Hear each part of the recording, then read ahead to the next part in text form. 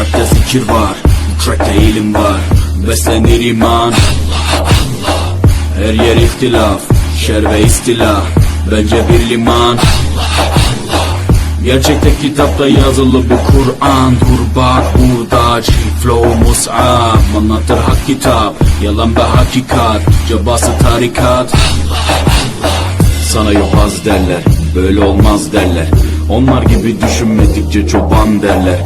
Biz Müslümanız, düşüncemiz hüsnü zandır. Bak istediğin güçle saldır.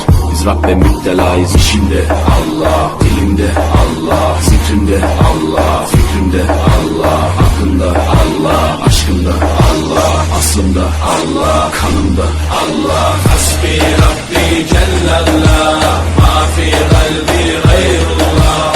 Nur Muhammed sallallahu, la ilahe illallah. Hasbi Rabbi Cellallah, ma fi kalbi gayrullah. Nur Muhammed sallallahu, la ilahe illallah. Bu benden bir davet, nefse ikamet, hem de tek çare Allah Allah.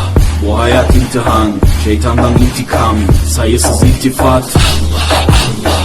Güvendiğin dağlara kar yağar bak ancak Allah asla seni satmaz.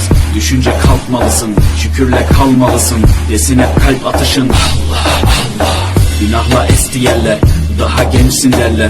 Bu hayat basamakları, çürük merdivenler. Senden bir istirham, devamlı istiğfar, gereken irtibat Allah Allah. İşimde Allah, dilimde Allah, zikrimde Allah, fikrimde Allah, hakkında Allah, aşkımda Allah, aslımda Allah, kanımda Allah. Hasbi Rabbi